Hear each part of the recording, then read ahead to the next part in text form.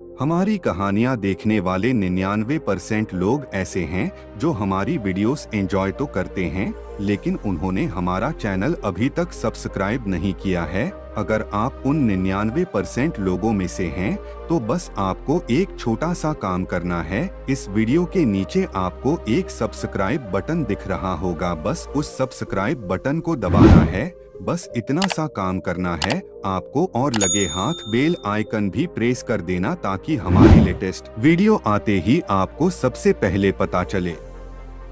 बोलने की कला यह एक ऐसी स्किल है जो आपको सबसे अलग बनाती है।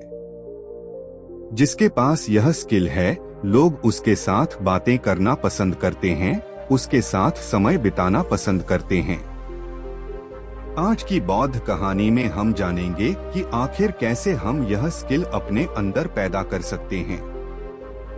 आइए कहानी शुरू करते हैं। बोलने की कला, गौतम बुद्ध की शिक्षाओं पर आधारित प्रेरणादायक कथा। अध्याय 1, राजकुमार की समस्या। कपिल वस्तु के राजा शुद्धोधन के दरबार में एक दिन एक युवा राजकुमार आर्य आया। वह उत्तेजित था और बोला, राजन, मैंने बहुत धन, शक्ति और शिक्षा प्राप्त की है, फिर भी मेरी वाणी में वह प्रभाव नहीं है जो लोगों को मेरी बात सुनने के लिए विवश कर सके। मेरे शब्द लोगों के हृदय को नहीं छूते। कृपया मेरा मार्गदर्शन करें। राजा शुद्धोधन मुस्कुराए और बोले, पुत्र, यह समस्या केवल तुम्हारी नहीं, संपूर्ण संसार की है। सही शब्द बोलने की कला कोई साधारण बात नहीं। यह केवल विद्या से नहीं आती, इसके लिए सही दृष्टिकोण और आत्मज्ञान आवश्यक है। अगर तुम सच में इसे सीखना चाहते हो तो श्रवण गौतम बुद्ध के पास जाओ। राजकुमार आर्य बुद्ध के पास जाने को तत्पर हुआ। अध्याय 2, पहला पाठ, मौन का महत्व। राजकुमार आर्य बुद्ध के संघ में पहुंचा और उन्हें प्रणाम कर बोला, भगवान, मेरी वाणी प्रभावशाली नहीं है, कृपया मुझे बोलने की कला सिखाएं।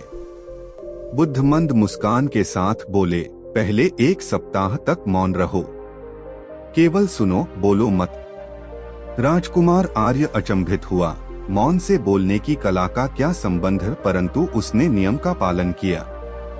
1 सप्ताह तक उसने ध्यानपूर्वक सुना। वन में पत्तों की सरसराहट, पक्षियों का गीत, लोगों की बातचीत, हवा का प्रवाह।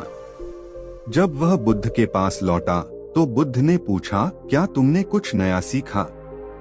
राजकुमार आर्य ने सिर हिलाया और कहा, हाँ प्रभु। जब मैं मौन था तो मैंने ध्यान दिया कि शब्दों की तुलना में ध्वनि, हाव भाव और भावनाएं अधिक महत्वपूर्ण होती हैं। बुद्ध बोले, यही पहला पाठ है, प्रभावी वाणी से पहले प्रभावी मौन सीखो। अध्याय 3, दूसरा पाठ, सही शब्दों का चयन। बुद्ध ने राजकुमार आर्य को एक और कार्य सौंपा। गांव में जाओ और 3 प्रकार के लोगों से बात करो, एक किसान, एक व्यापारी और एक साधु। उनके साथ वैसा ही वार्तालाप करो जैसे तुम अब तक करते आए हो। फिर आकर बताओ कि वे क्या अनुभव करते हैं। राजकुमार आर्य पहले किसान के पास गया और अपने सामान्य राजसी तरीके से बात की। किसान सिर झुकाए सुनता रहा, परंतु कोई विशेष प्रतिक्रिया नहीं दी। इसके बाद वह व्यापारी के पास गया और अपनी बात रखी। व्यापारी ने अपनी गणना जारी रखी और उसे अनसुना कर दिया। अंत में वह साधु के पास गया। साधु ने उसकी पूरी बात सुनने के बाद केवल इतना कहा, वाणी केवल शब्दों से नहीं बनती, यह हृदय से आती है।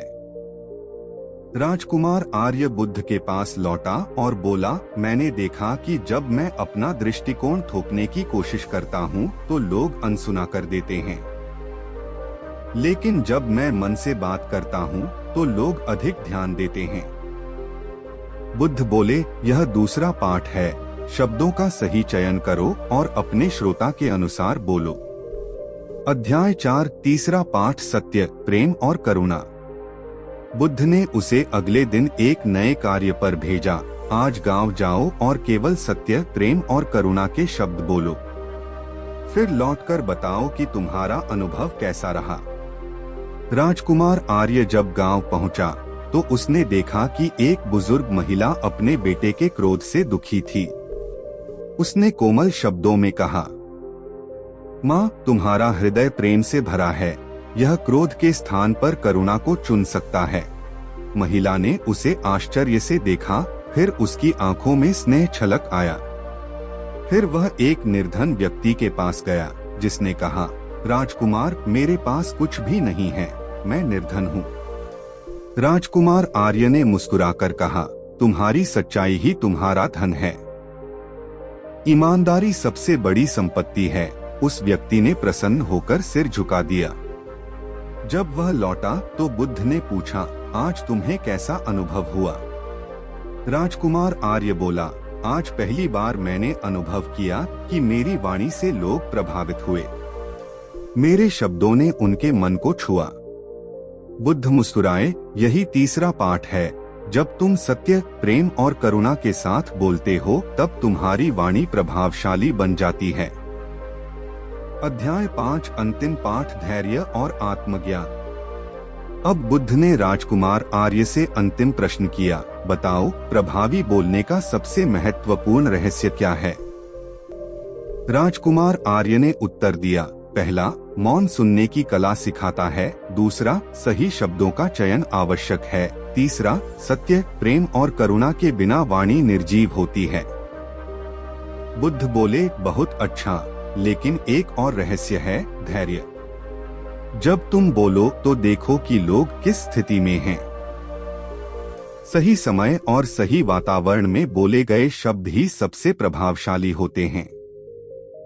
राजकुमार आर्य ने सिर झुकाया, अब मैं समझ गया, प्रभु। बोलने की कला केवल शब्दों में नहीं, बल्कि आत्मज्ञान में है। जब हम भीतर से शांत होते हैं, तब हमारी वाणी में वह शक्ति आ जाती है जिससे हम किसी के भी हृदय को छू सकते हैं।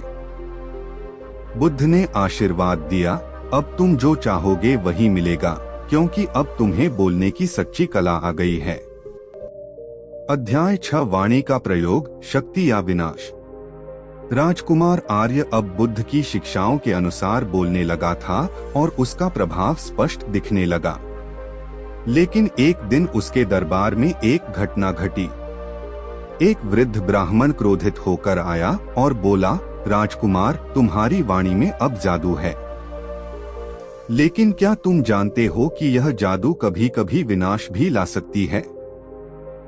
यदि कोई व्यक्ति अपनी वाणी का दुरुपयोग करे तो यह विनाश भी ला सकती है। राजकुमार आर्य चकित हो गया। उसने बुद्ध के पास जाकर पूछा, भगवान, क्या ऐसा संभव है कि सही शब्द भी किसी को हानि पहुंचा सकते हैं? बुद्ध मुस्कुराए और बोले, हाँ, यदि शब्दों में अहंकार हो, छल हो या उन्हें अनुचित समय पर कहा जाए तो वे सटीक होने के बावजूद विनाशकारी बन सकते हैं। आओ मैं तुम्हें एक कहानी सुनाता हूँ। अध्याय 7, 2 साधकों की परीक्षा। बहुत समय पहले एक आश्रम में 2 शिष्य रहते थे, आनंद और देवदत्त। दोनों को गुरु ने एक विशेष शिक्षा दी थी, सत्य बोलो परंतु सोच समझकर। एक दिन एक चोर जंगल में छिपा हुआ था। तभी राजा के सैनिक वहीं आए और उन्होंने दोनों शिष्यों से पूछा, क्या तुमने चोर को देखा है? आनंद सत्यवादी था। उसने बिना विचारे उत्तर दिया, हाँ, वह इस ओर गया है। सैनिक चोर को पकड़ने गए और उसे मार दिया। जब गुरु को यह ज्ञात हुआ तो उन्होंने आनंद को बुलाकर कहा, तुमने सत्य बोला, लेकिन तुम्हारे शब्दों ने एक व्यक्ति का जीवन छीन लिया। सत्य को भी करुणा और बुद्धिमत्ता के साथ बोलना चाहिए। दूसरी ओर देवदत्त ने सैनिकों से कहा, राजन, संसार में चोर और साधु दोनों हैं, लेकिन हम केवल वही देख सकते हैं जो हमारे हृदय में होता है। सैनिकों ने देवदत्त की बात को रहस्य समझा और लौट गए। कुछ समय बाद चोर स्वयं आश्रम आया और उसने अपने अपराधों के लिए क्षमा मांगी। गुरु की करुणा और वाणी के प्रभाव से वह बदल गया। बुद्ध बोले, देखो आर्य, दोनों ने सत्य बोला, लेकिन एक का सत्य घातक बना और दूसरे का सत्य जीवनदाता। यह है वाणी का वास्तविक प्रयोग। अध्याय 8 क्रोध और वाणी का संयम। राजकुमार आर्य को यह शिक्षा समझ में आई, लेकिन एक दिन उसकी परीक्षा हुई। एक सभा में एक मंत्री ने उसकी आलोचना की और कटु शब्द कहे। सभा में सभी लोग देख रहे थे कि राजकुमार आर्य क्या प्रतिक्रिया देगा। पहले राजकुमार आर्य को क्रोध आया। वह भी कटु उत्तर देना चाहता था, लेकिन उसे बुद्ध की शिक्षा स्मरण आई। क्रोध में बोले गए शब्द तीर के समान होते हैं, जो एक बार निकल जाएं तो वे वापस नहीं आते। उसने संयम रखते हुए शांत स्वर में कहा, मंत्री जी, आपकी आलोचना में कुछ सच्चाई हो सकती है। यदि मैंने कोई भूल की है तो मैं उसे सुधारने के लिए तत्पर हूँ।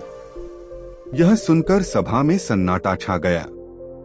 मंत्री को अपनी गलती का एहसास हुआ और उसने राजकुमार आर्य से क्षमा मांगी। बुद्ध ने बाद में राजकुमार आर्य को आशीर्वाद दिया, अब तुम्हें सही वाणी की पहचान हो गई है। जब तुम्हारी वाणी से क्रोध शांत हो जाए, तभी वह वास्तविक प्रभावशाली होती है। अध्याय 9 शब्दों की ऊर्जा और उनकी शक्ति। एक बार बुद्ध ने अपने शिष्यों से पूछा, यदि कोई व्यक्ति तुम्हें अपशब्द कहे तो तुम क्या करोगे? एक शिष्य बोला, भगवान, मैं भी उसे वैसा ही उत्तर दूंगा। बुद्ध मुस्कुराए और बोले, तो फिर तुम और वह व्यक्ति समान हो जाओगे। जब कोई तुम्हें उपहार देता है और तुम उसे स्वीकार नहीं करते, तो वह उपहार किसका रहता है? शिष्य ने उत्तर दिया, वह देने वाले का ही रहता है। बुद्ध बोले, वैसे ही यदि कोई अपशब्द कहे और तुम उसे स्वीकार न करो, तो वह अपशब्द केवल कहने वाले के पास ही रहेंगे। राजकुमार आर्य ने इस शिक्षा को अपनाया। अब यदि कोई उसे अपमानित करता, तो वह शांति से मुस्कुराता और कहता, तुम जो कह रहे हो वह तुम्हारा दृष्टिकोण है, मेरा नहीं। धीरे धीरे उसके विरोधी भी उसकी वाणी के प्रभाव में आकर शांत होने लगे। अध्याय 10 अंतिम शिक्षा। मौन ही सर्वश्रेष्ठ उत्तर है। कुछ वर्षों बाद राजकुमार आर्य बुद्ध के पास अंतिम प्रश्न लेकर पहुंचा, प्रभु, क्या हर स्थिति में बोलना आवश्यक है? क्या मौन भी कभी कभी सबसे प्रभावी उत्तर हो सकता है? बुद्ध ने जल में कंकड़ फेंका और पूछा, यह जल कितना गहरा है? राजकुमार ने कहा, जब तक मैं स्वयं इसमें उतरकर न देखूं, तब तक मैं नहीं जान सकता। बुद्ध बोले, यही उत्तर है। हर स्थिति के लिए शब्द आवश्यक नहीं होते। कभी कभी जब संसार तुम्हारे शब्दों को नहीं समझता, तो मौन सबसे बड़ा उत्तर होता है। मौन आत्मबल देता है और आत्मबल से निकले शब्द स्वयं ही प्रभावशाली होते हैं। अब राजकुमार आर्य पूर्ण रूप से समझ चुका था कि बोलने की कला केवल शब्दों में नहीं, बल्कि सही समय पर, सही प्रकार से और सही भाव से बोलने में है। बोलने की सच्ची कला गौतम बुद्ध की इस गहरी शिक्षा से हमें यह समझ में आता है कि एक मौन की शक्ति, अच्छा वक्ता बनने से पहले अच्छा श्रोता बनना आवश्यक है। 2 सही शब्दों का चयन, शब्दों को सोच समझकर बोलना चाहिए। 3 सत्य, प्रेम और करुणा, ये तीनों तत्व वाणी को प्रभावशाली बनाते हैं।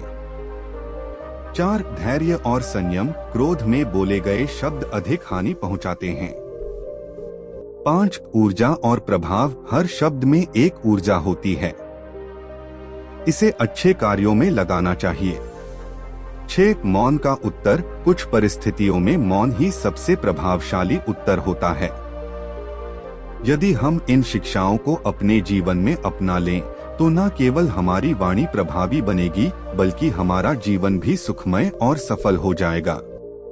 अब यह तुम्हारे ऊपर है, तुम अपनी वाणी से क्या प्रभाव छोड़ना चाहते हो। बोलने की महाशक्ति, बुद्ध की अनमोल शिक्षाएं। अध्याय 11 शब्द ब्रह्मा होते हैं। राजकुमार आर्य बुद्ध की शिक्षाओं के अनुसार जीवन जीने लगा था, लेकिन एक दिन एक विद्वान ब्राह्मण उसके पास आया और बोला, राजकुमार, मैं तुम्हारी प्रशंसा सुनकर यहाँ आया हूँ, लेकिन एक बात समझ नहीं आती, कहा जाता है कि शब्द ब्रह्मा होते हैं। क्या वाणी सच में इतनी शक्तिशाली है कि वह सृष्टि को बदल सके? राजकुमार आर्य के पास इस प्रश्न का उत्तर नहीं था, इसलिए वह बुद्ध के पास पहुंचा। बुद्ध मुस्कुराए और बोले, शब्द ही सृष्टि के आधार हैं। आओ, मैं तुम्हें एक प्रयोग कराता हूँ। बुद्ध ने पास खड़े आनंद से कहा, आनंद, तुम एक व्यक्ति की प्रशंसा करो। आनंद ने प्रेम और करुणा से कहा, तुम बहुत अच्छे हो। तुम्हारे हृदय में प्रेम है। तुम संसार के लिए उपयोगी हो। यह सुनते ही वह व्यक्ति प्रसन्न हो गया, उसकी आंखों में चमक आ गई। फिर बुद्ध ने कहा, अब कठोर शब्द बोलो। आनंद ने कठोर स्वर में कहा, तुम आलसी हो, तुम में कोई योग्यता नहीं है। यह सुनते ही उस व्यक्ति का चेहरा मुरझा गया, उसकी आंखों में उदासी छा गई। बुद्ध बोले, देखो, केवल शब्दों से ही व्यक्ति का मनोबल ऊंचा या नीचा हो सकता है। इसी कारण शब्द ब्रह्मा होते हैं। वे सृजन भी कर सकते हैं और विनाश भी। इसीलिए हमेशा अपने शब्दों को सोच समझकर प्रयोग करो। राजकुमार आर्य को यह शिक्षा गहराई से समझ में आ गई। अध्याय 12, सही समय सही शब्द।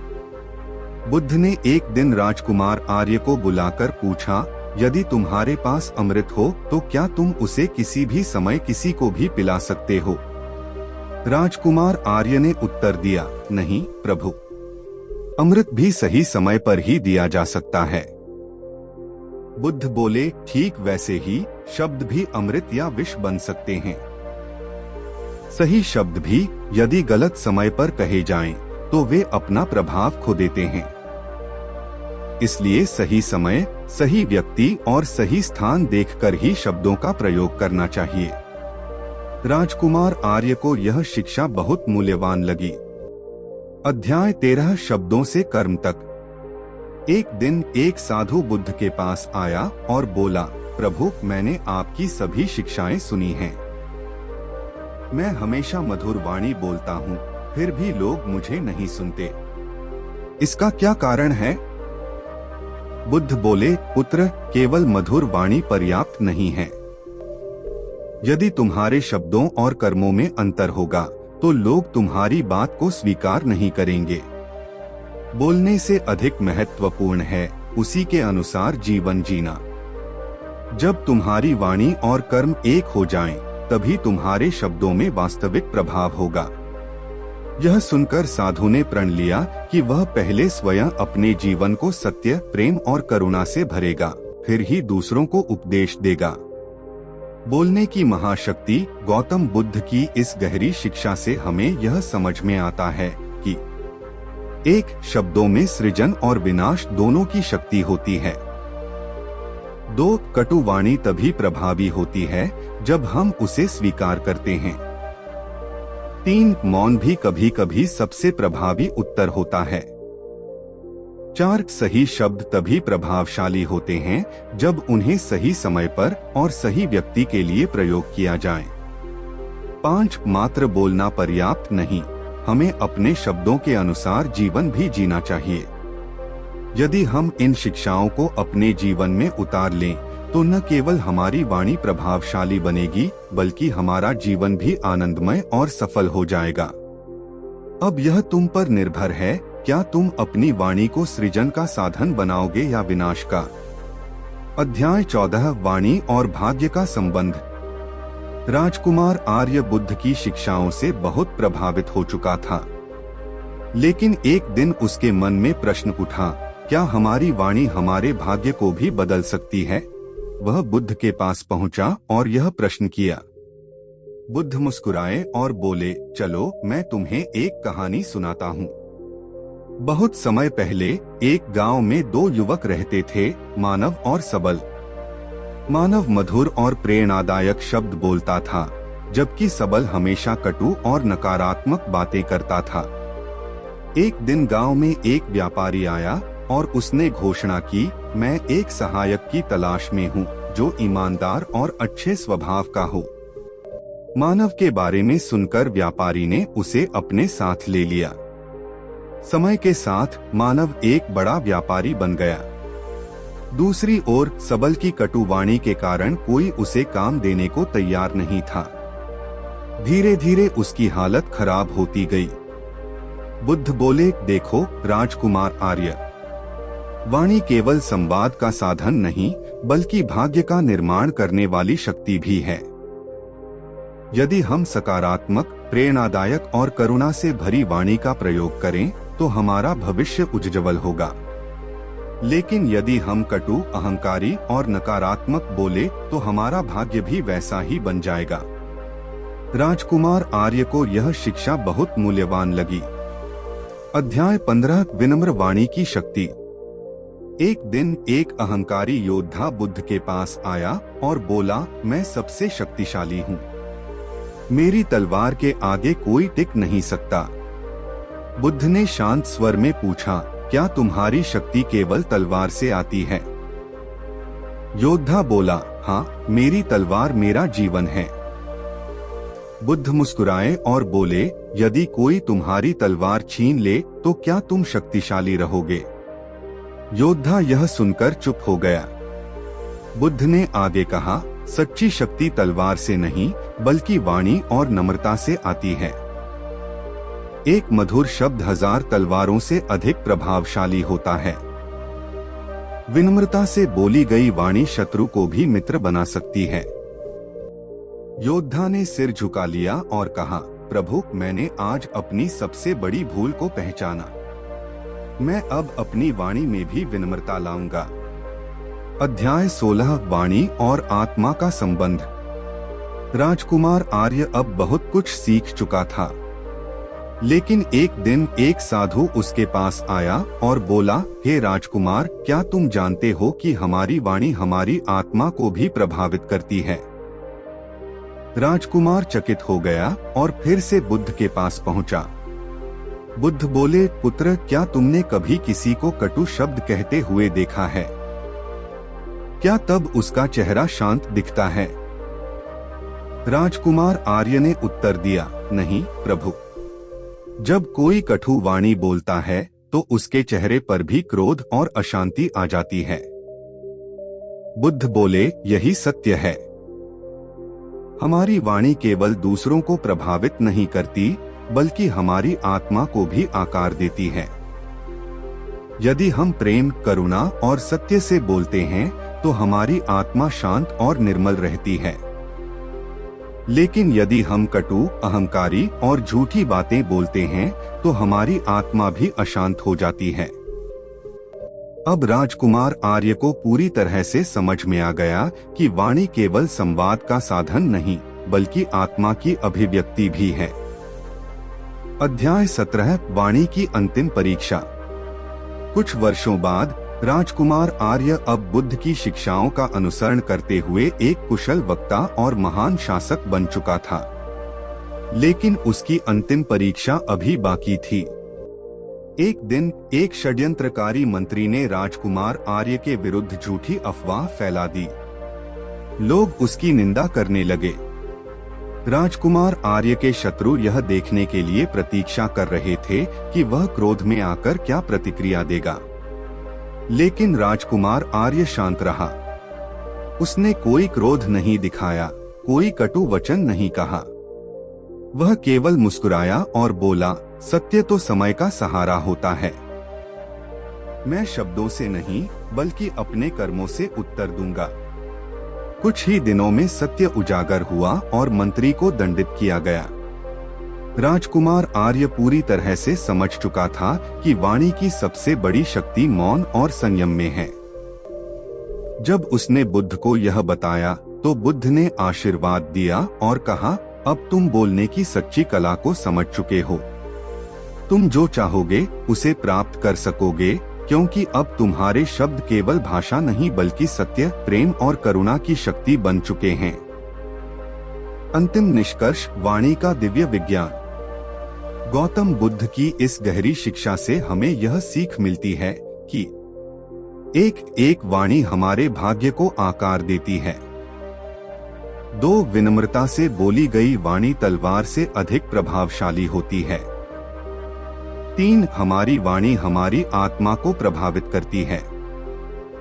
मधुर वाणी आत्मा को शांत रखती है और कटु वाणी उसे अशांत करती है।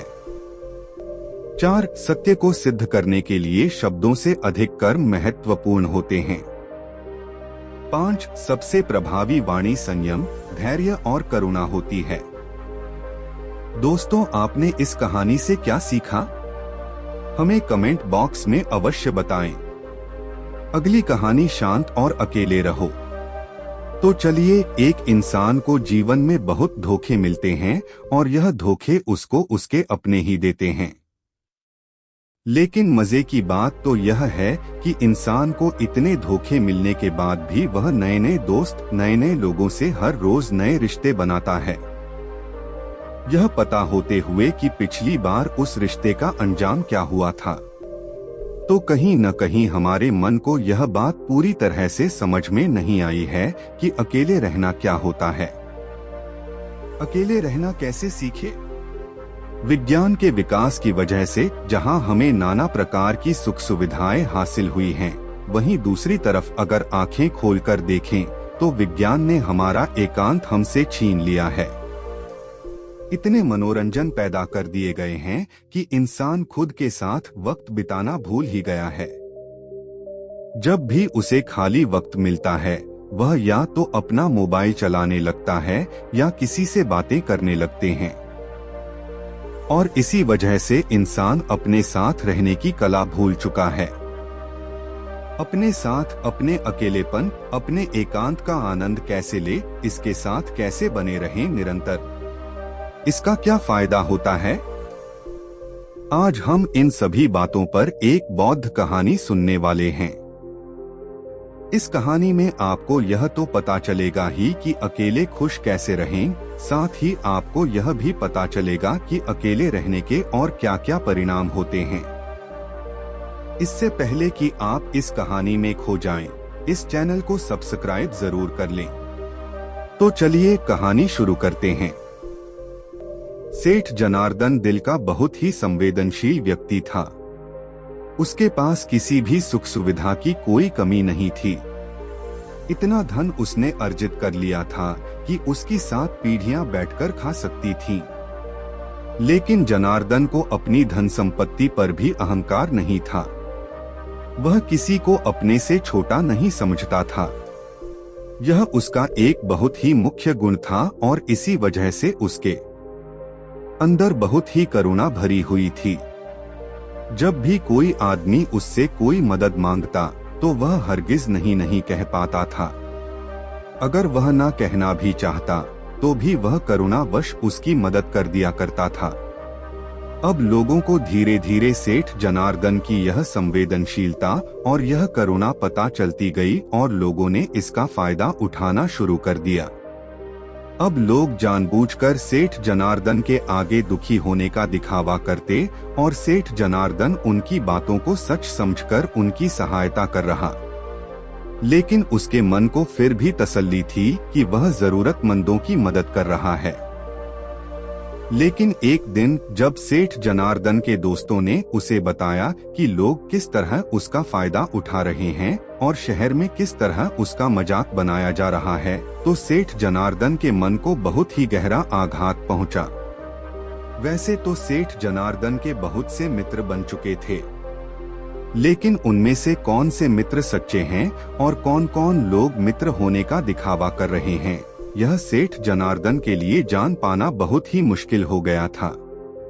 वह अक्सर लोगों की भीड़-भाड़ से घिरा रहता था। जब उसे अपने मित्रों और दूसरे लोगों की धोखाधड़ी का पता चला तो सेठ जनार्दन ने निश्चय किया कि आज के बाद वह अकेला ही रहेगा। वह किसी से ज्यादा दोस्ती नहीं रखेगा और ज्यादातर समय अपने साथ ही बिताया करेगा। इसलिए अब बाहर के लोग सेठ जनार्दन की हवेली के दरवाजे के बाहर से ही लौट दिए जाते। सेठ के दरबार किसी को भी सेठ जनार्दन के पास जाने की अनुमति नहीं देते थे। लेकिन कुछ समय अकेले रहने के बाद सेठ जनार्दन का मनने लगा। अब उसे किसी महफिल की जरूरत थी। उसे अपने वे दोस्त याद आने लगे जिनके साथ बैठकर वह जीवन के मजे लिया करता था। लेकिन तभी उसे यह भी याद आ जाता कि किस तरह उसके दोस्तों ने उसे बेवकूफ बनाया और करुणा का अभिनय करके उसका कितना सारा धन उससे ले लिया। इसीलिए वह भी ऐसे दोस्तों की संगत नहीं चाहता था। लेकिन अब उसका मन अकेले में लगा था। इसलिए सेठ जनार्दन ने अपने दोस्तों से संपर्क न करके एक सत्संग में जाना शुरू कर दिया। उस सत्संग में ज्ञान की बातें हुआ करती थीं, ज्ञान के उपदेश हुआ करते थे और दूसरों के विचार भी सुने जाते थे। सेठ जनार्दन को वहां जाकर बहुत अच्छा लगा।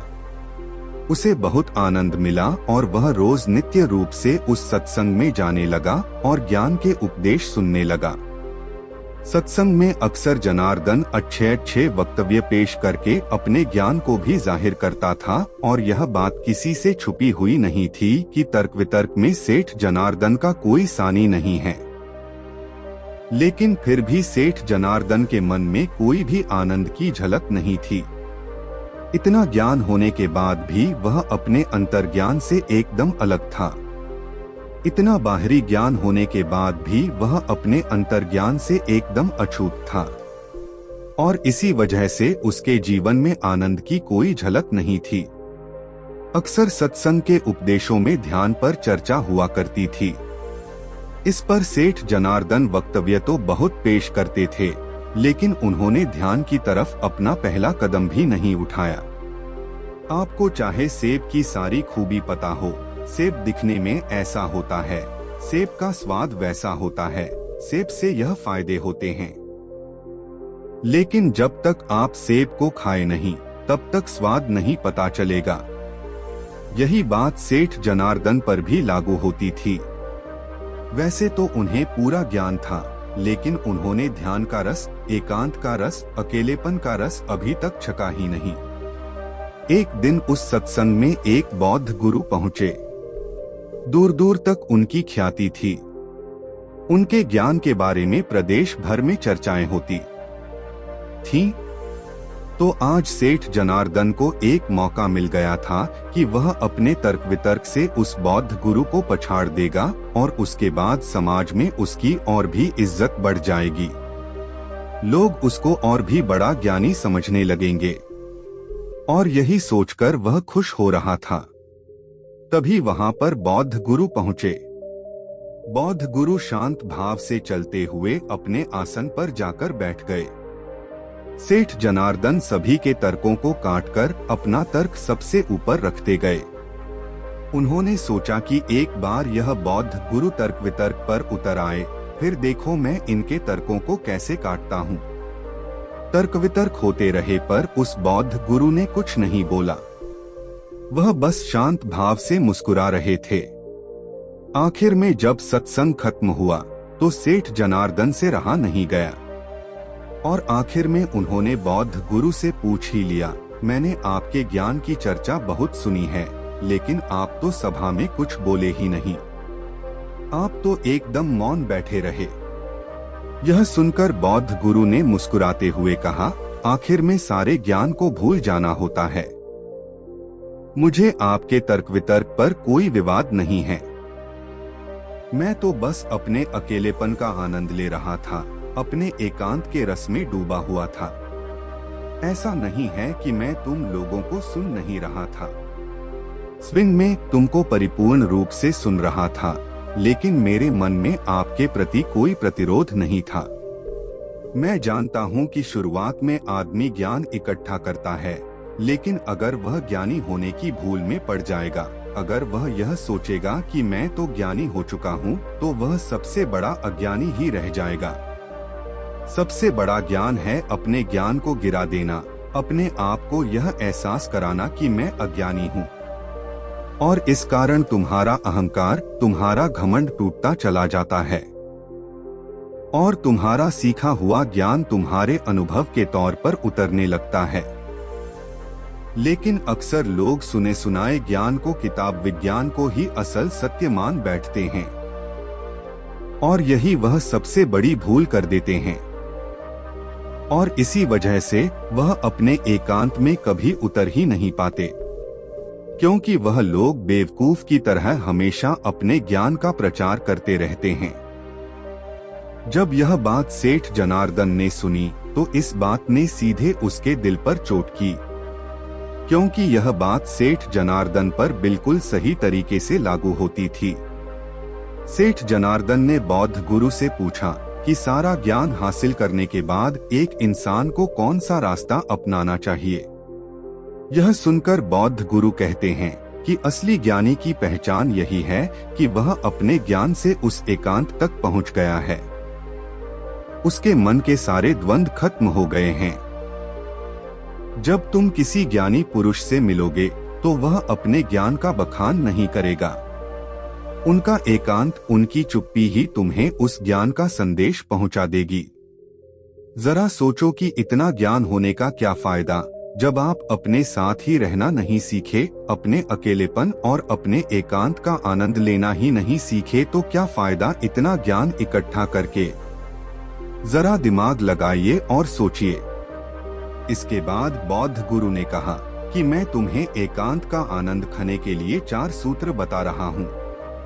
अगर तुम 4 सूत्र अपने नित्य जीवन में, दैनिक जीवन में अनुसरण करते हो तो तुम अपने एकांत का रस जरूर अनुभव कर पाओगे।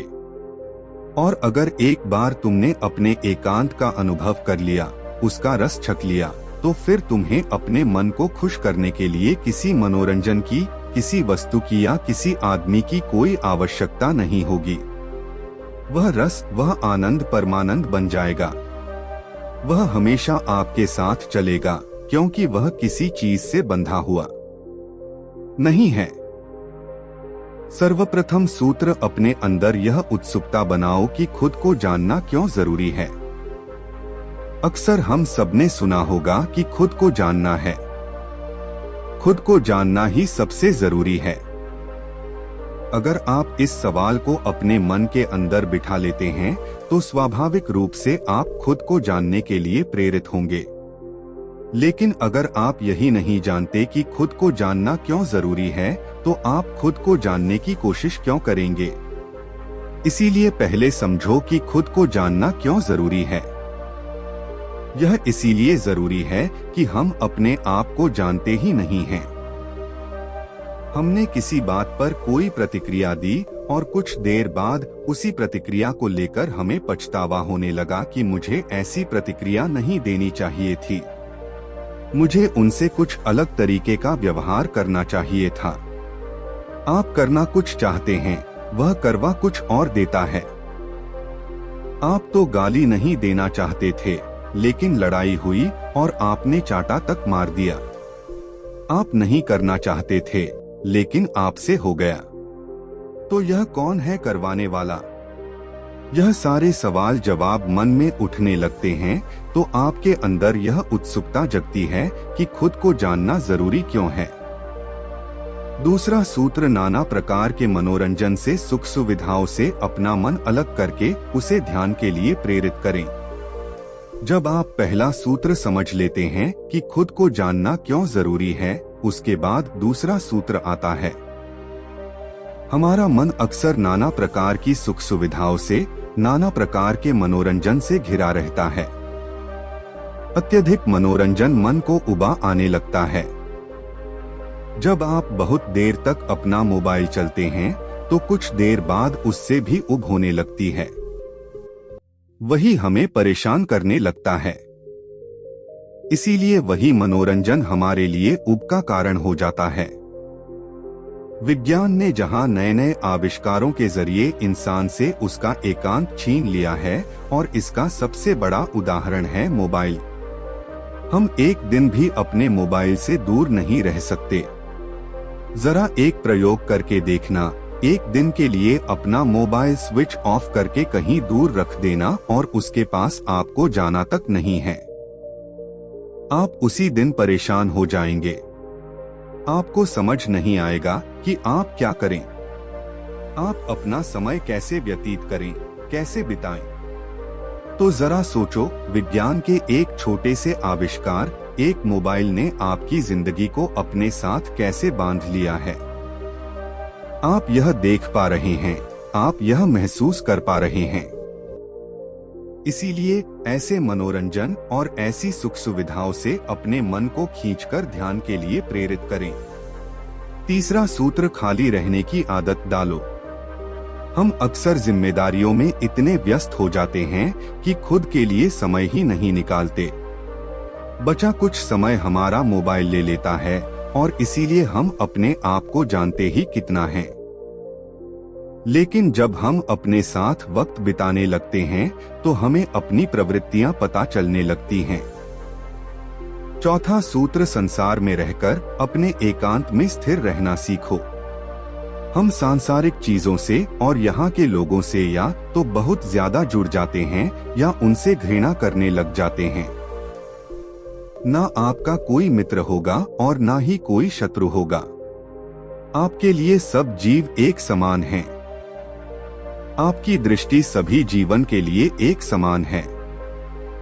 इतना उन्नत हो चुके हैं कि आप अपनी जिम्मेदारियों का निर्वाह करते हुए, लोगों से मिलते हुए, मनोरंजन करते हुए अपने मन के एकांत को स्थिर रखवा रहे हैं। लेकिन यहाँ तक पहुँचने के लिए आपको पीछे पलटकर खुद को जानना होगा, खुद के साथ वक्त बिताना होगा। बेवजह के मनोरंजन से अपने चित्त को दूसरे दिशा में ले जाना होगा, जहाँ पर उसका मनोरंजन ध्यान के द्वारा होगा। तो आपको कोई भी धोखा नहीं दे सकेगा, क्योंकि कोई भी आपके मन के उतना करीब या उतना दूर नहीं। आपके लिए सब एक समान है। इसीलिए किसी का धोखा आपके ऊपर आघात नहीं करेगा। यह सुनकर सेठ जनार्दन ने बौद्ध गुरु के पैर छुए और इन बातों का निरंतर अभ्यास करते हुए उन्होंने वह कला हासिल की जिसे हम कहते हैं अपने एकांत के आनंद में डूब जाना, अपने अकेलेपन का मजा चखना। एक सुबह पुराने गुरुकुल में एक बौद्ध भिक्षु प्रवचन दे रहे थे। वह अपने शिष्यों से कह रहे थे कि जब भी तुम शांत मन से बैठो और सोचो तो तुम्हें लगेगा कि यह ब्रह्मा और प्रकृति सभी को समान अवसर देती है। यहाँ सभी के लिए बहुत संभावनाएं हैं, असीमित भंडार है। कोई जितना चाहे ले सकता है। लेकिन साथ ही तुम्हें लगता है कि हमें लेना नहीं आता, हमें पाना नहीं आता, क्योंकि किसी भी चीज को पाने का एक तरीका होता है, एक विधि होती है और कुछ ऐसे सूक्ष्म रहस्य होते हैं जिनका अभ्यास ही उस सफलता का आधार है। उस सफलता को पाने का सही तरीका कौन सफल नहीं होना चाहता? कौन है वह जो खुश नहीं रहना चाहता? लेकिन फिर वह क्या है जो हमें यह सब पाने से रोकता है? यह हमारे अपने नकारात्मक विचार हैं। वह नकारात्मक आत्मचर्चा है जो हम करते हैं, और हमारा मन ही ऐसे विचार बनाता रहता है जो हमारे आत्मविश्वास को कमजोर बनाते हैं। उन्हें नकारात्मक से सकारात्मक में बदलना, आत्मचर्चा को सुधारना और खुद पर विश्वास करना। बौद्ध भिक्षु ने आगे कहा, क्या आपके अंदर भी ऐसा कुछ है जो आपको कठिन से कठिन समय में भी हार नहीं मानने देता? जब लोग उदास होते हैं तो अक्सर वह काम कर जाते हैं जो उन्हें नहीं करने चाहिए। नकारात्मक भावनाओं के कारण कई बार हमारे अंदर की बुराई बाहर आ जाती है और हम गलत कदम उठा लेते हैं। बौद्ध भिक्षु यह सब कह रहे थे। तभी एक शिष्य खड़ा होता है और गुरु से पूछता है, हे गुरुदेव, क्या आप हमें बता सकते हैं कि अपने अंदर की बुराई और नकारात्मकता का सामना कैसे करें और सकारात्मक विचारों के साथ जीवन कैसे जिएं? बौद्ध भिक्षु ने मुस्कुराते हुए कहा, खुश रहना उतना मुश्किल नहीं है जितना आप सोचते हैं। हमें बस इतना करना है कि हर सुबह और शाम अपने विचारों को सही दिशा देनी है। हर नई सुबह एक नई उम्मीद लेकर आती है, क्योंकि हर नए दिन के साथ हमें नए सपने, नई उम्मीदें और नए अवसर मिलते हैं। यह जानना मुश्किल है कि कब और क्या हुआ। इसलिए हर दिन को एक नई जिंदगी की तरह जीना शुरू करें। क्योंकि इस मानसिकता के साथ जीवन जीने से आप फिर कभी दुखी महसूस नहीं करेंगे, बल्कि आप खुद से और अपने करीबी लोगों से ज्यादा प्यार करने लगेंगे। और फिर आप जो भी करेंगे पूरे उत्साह के साथ करेंगे। आपका हर दिन हंसी और खुशी के साथ बीतेगा। बौद्ध भिक्षु ने आगे कहा, अगर आपको सफलता चाहिए तो आपको कुछ समझौते करने होंगे। यह जीवन का नियम है। आप अपने कंफर्ट जोन में रहकर कुछ भी बड़ा हासिल नहीं कर सकते। जीवन में बदलाव लाकर ही आप इसे एक नई दिशा दे सकते हैं। इसलिए हर बदलाव का खुले दिमाग से स्वागत करें। जो समय के साथ बदलते हैं उन्हें ही सफलता मिलती है। अगर आपको लगता है कि आपके जीवन में कई मुश्किलें हैं और आप परेशान हैं, तो आपको मुश्किलों का सामना करने के प्रति अपना नजरिया बदलना होगा। आपको अपने सोचने का तरीका बदलना होगा, चाहे कोई भी बदलाव आए और कितना भी मुश्किल लगे, क्योंकि हर मुश्किल एक नया अनुभव और एक नया सबक लेकर आती है और फिर आपको सफल होने से कोई नहीं रोक सकता। आपका जीवन खुशियों और सफलता से भर जाएगा। बुरे काम करने से यह मत सोचिए कि अब आपके साथ कुछ अच्छा होगा। अगर आप जीवन में सब कुछ अच्छा चाहते हैं तो आपको अच्छा सोचना होगा और अच्छा ही करना होगा। तभी आप पर ब्रह्मांड का आशीर्वाद होगा। इसलिए अपनी सोच और अपने कार्यों पर सही नियंत्रण रखें। हम दुनिया को कैसे देखते हैं, यह बहुत हद तक हमारी सोच पर निर्भर करता है। नकारात्मक मानसिकता वाला आदमी दुनिया में केवल बुराई देखता है, जबकि सकारात्मक सोच हमें जीवन में उन चीजों को महत्व देती है जो हमारे पास अभी हैं और जो हमें उस सार्वभौमिक शक्ति की कृपा से मिली हैं। फिर बौद्ध भिक्षु ने आगे कहा, अपने मन को शांत रखना सीखें। दिन भर की भागदौड़ के बीच खुद को शांत रखने का कोई तरीका सीखें। शांत मन से हमें अपने भीतर झांकने का मौका मिलता है और हम खुद से सवाल पूछते हैं कि मैं कौन हूँ?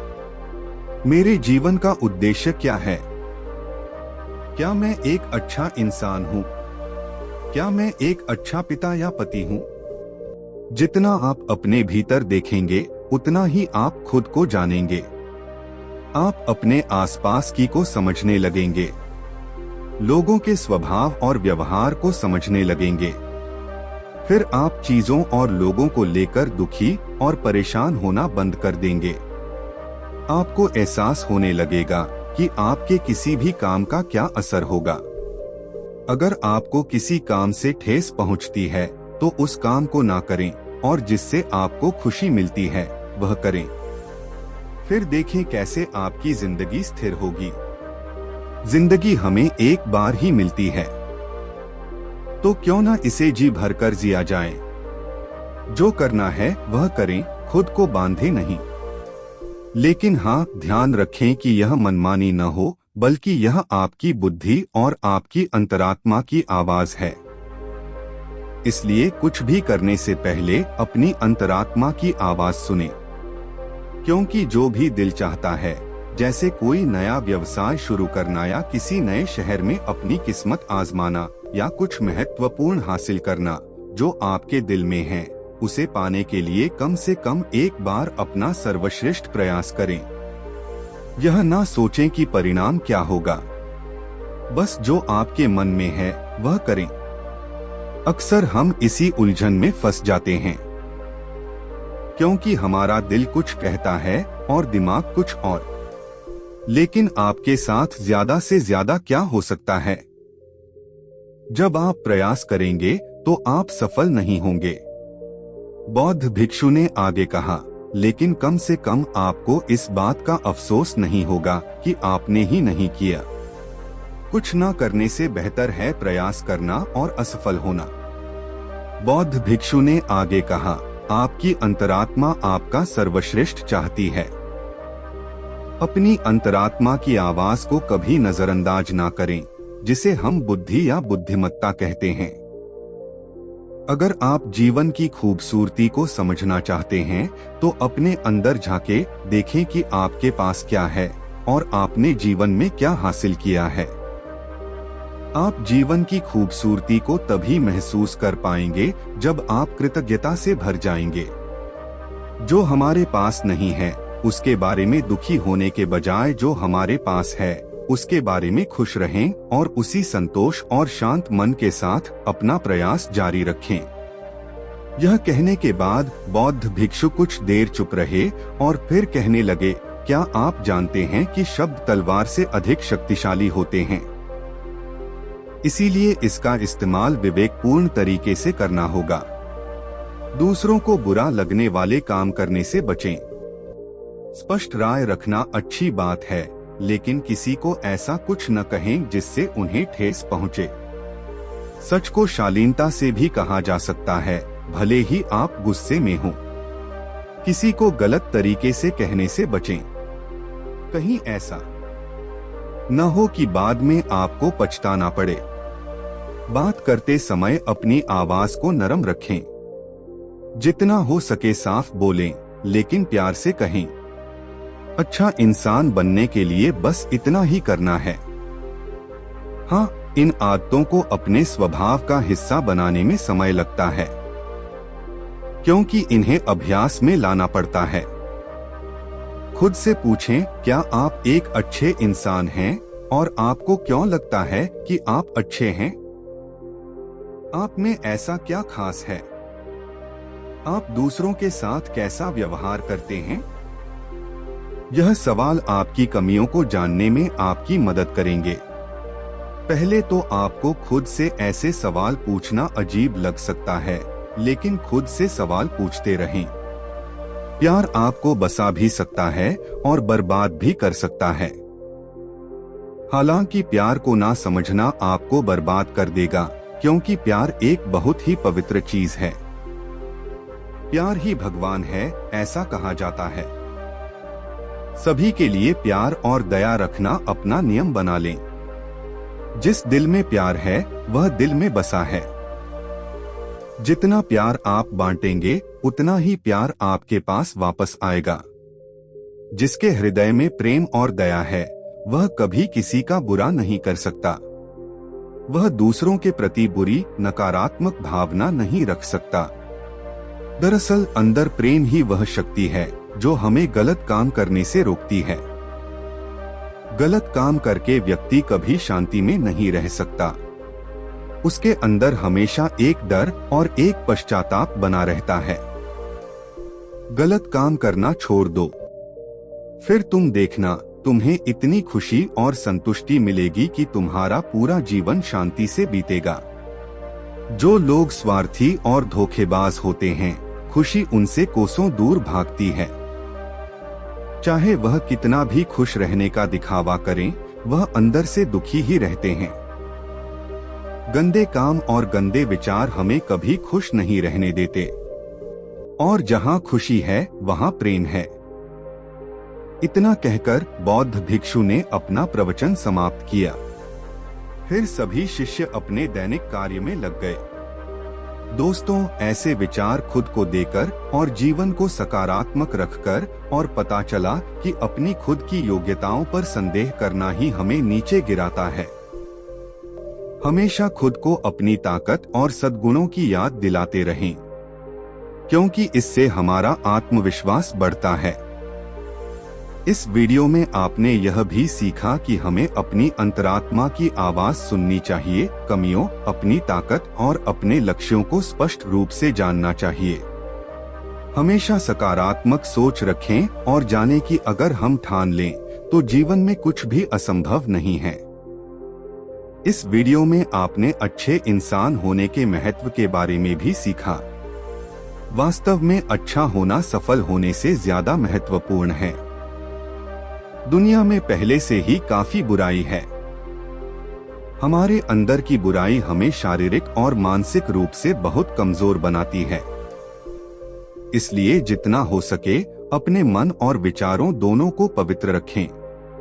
अच्छा सोचें, अच्छा करें और अपने अंदर की बुराई को बढ़ने ना दें। दोस्तों, आज हम आपको एक ऐसी प्रेरणादायक कहानी सुनाने जा रहे हैं जो आपके कठिन समय में आपका हौसला बढ़ाएगी और जीवन में धैर्य बनाए रखने का महत्व समझाएगी। नमस्कार दोस्तों, कहानी वाइब्स में आपका स्वागत है। कहानी की शुरुआत बात उस समय की है जब गौतम बुद्ध अपने शिष्यों के साथ जाकर दूसरे गांव में प्रवचन दिया करते थे। एक बार की बात है, गर्मी का समय था। बहुत तेज कड़क के धूप निकली हुई थी। गौतम बुद्ध और उनके शिष्य किसी गांव में प्रवचन देने जा रहे थे। उन सभी शिष्यों को गर्मी लग रही थी। गर्मी से हाल बेहाल हो रखा था। साथी और वह सभी चलते चलते बहुत ही थक गए थे। गौतम बुद्ध के प्रिय शिष्य आनंद भी उनके साथ थे। अब आनंद के मन में भी सवाल उठ रहा था। अंत में उन्होंने गौतम बुद्ध से कहा, गुरुवर, गांव कब आएगा और यह कितनी दूर है? गांव हम थक गए। वही खेत में एक बूढ़ा व्यक्ति काम कर रहा था। आनंद ने उस आदमी को देखकर बुद्ध से कहा, चलिए हम उनसे गांव की दूरी पूछ लेते हैं। गौतम बुद्ध ने हामी भरी और साथ चले गए। तो आनंद ने बूढ़े आदमी के पास जाकर पूछा कि यहाँ से आने वाला गांव कितनी दूर है। यहाँ से बूढ़े व्यक्ति ने कहा, यहाँ से वह गांव कुछ ही दूरी पर है, आप जल्दी पहुँच जाएंगे। और यह कहकर वह व्यक्ति बुद्ध की तरफ देखकर मुस्कुराने लगता है। गौतम बुद्ध भी बूढ़े व्यक्ति को देखकर मुस्कुरा देते हैं। आनंद को यह समझ नहीं आया कि वह लोग क्यों मुस्कुरा रहे हैं, इसका कारण क्या है। मैंने भी ऐसी कोई बात नहीं की जो यह लोग मुस्कुराए। आगे जाने के बाद जब फिर से गांव नहीं आया, तब आनंद के मन में फिर से यह सवाल आने लगा। बुजुर्ग द्वारा बताए गए रास्ते के अनुसार अभी भी गांव नहीं आया। फिर रास्ते में आनंद को एक और गुरु मिले। आनंद ने उनसे सवाल किया, गुरु, आगे आने वाला गांव कितनी दूरी पर है? गुरु ने कहा, ज्यादा दूर नहीं, बस 2-4 किलोमीटर ही दूर है। यह सुनकर आनंद ने मन ही मन सोचा कि अब तो पहुंच ही जाएंगे, पास में ही है। और फिर तभी दोबारा से वह गुरु गौतम बुद्ध को देखकर मुस्कुराने लगे और बुद्ध भी उस गुरु को देखकर मुस्कुराने लगे। यह देख फिर से एक बार आनंद के दिमाग में वही सवाल उठने लगता है कि आखिर दोनों के आपस में मुस्कुराने का कारण क्या है। परंतु वह लोग आगे बढ़ने लगे। काफी आगे बढ़ने के बाद भी गांव नहीं आता है। अब आनंद ने फिर एक बूढ़ी माता से पूछा, गांव कितनी दूर है? माता ने कहा, बस कुछ कदम दूर, गांव पहुंच जाओगे। और एक बार फिर से बूढ़ी औरत और गौतम बुद्ध एक दूसरे को देखकर मुस्कुराने लगे। तो आनंद ने फिर यह सब देखा, लेकिन वह उस समय कुछ ना कहकर आगे बढ़ गया। अभी भी गांव आने में समय था। आनंद के सब्र का बांध अब टूटने लगा। वह कुछ समझ नहीं पा रहा था कि हम गांव पहुंच क्यों नहीं पा रहे हैं। आनंद रास्ते में रुक गया और कंधे पर रखे सामान को क्रोध में आकर फेंक दिया। और फिर अंत में महात्मा बुद्ध से कहते हैं कि वैसे तो आपने कहा है कि बेकार के प्रश्न नहीं करने चाहिए, लेकिन फिर भी मेरे मन में काफी देर से एक सवाल परेशान कर रहा है और मुझे खाए जा रहा है। कृपया करके आप मुझे उसका उत्तर दें। गौतम बुद्ध ने कहा, पूछो, क्या पूछना है? अब आनंद कहता है, हम जिससे भी रास्ता पूछ रहे हैं वह हमें बस थोड़ी दूर कहकर आगे बढ़ा दिया जा रहा है। और आप कभी उन्हें देखकर मुस्कुराते हैं तो कभी उन्हें देखकर हंसते हैं। इस चीज को कृपया मुझे समझाइए और यह भी बताइए कि हम गलत रास्ते पर तो नहीं चल रहे हैं। इतना समय लग रहा है, फिर भी गांव नहीं आया। गौतम बुद्ध ने आनंद की बात सुनकर कहा, हम बिल्कुल सही रास्ते पर जा रहे हैं और जिस रास्ते से हम गांव जा रहे हैं वहां के लोग मुझे जानते हैं, क्योंकि मैं पहले भी इस गांव में आ चुका हूं और मुझे इस राह की दूरी भी पता है। और यहाँ के लोग भी यह बात जानते हैं और इसलिए वह लोग फिर से मुझे देख मुस्कुरा रहे थे। और जिस तरह हम लोगों को उनके लक्ष्य प्राप्ति के लिए उन्हें उपदेश देते हैं और उन्हें अपने जीवन के पथ पर सफलता हेतु निरंतर चलने को प्रेरित करते हैं, ठीक बिल्कुल उसी तरह राह में मिले हर एक व्यक्ति हमें हमारे कार्यपथ, हमारे मंजिल की ओर निरंतर बढ़ते रहने का उपदेश और राह देते जाते हैं ताकि हम अपनी मंजिल तक सही समय पर पहुंच सकें। बुद्ध की बात सुनकर आनंद मुस्कुरा उठे और सभी एक बार फिर से गांव की ओर निकल पड़े और कुछ समय बाद सभी वहां पहुंच जाते हैं।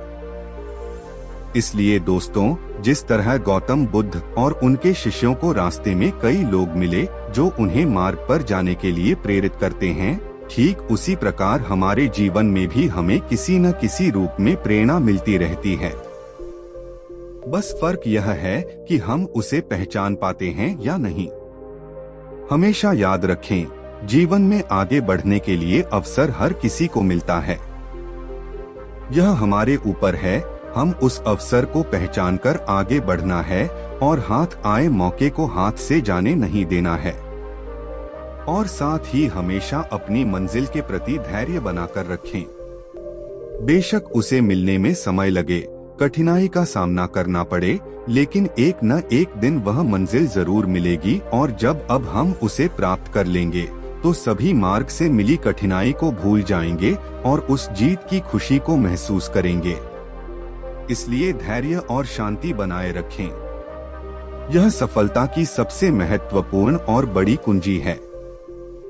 तो दोस्तों, इस कहानी से हमने यह सीखा कि जीवन में मंजिल तक पहुंचने का रास्ता चाहे कितना भी कठिन क्यों न हो, हमें धैर्य और साहस के साथ अपने लक्ष्य की ओर बढ़ते रहना चाहिए।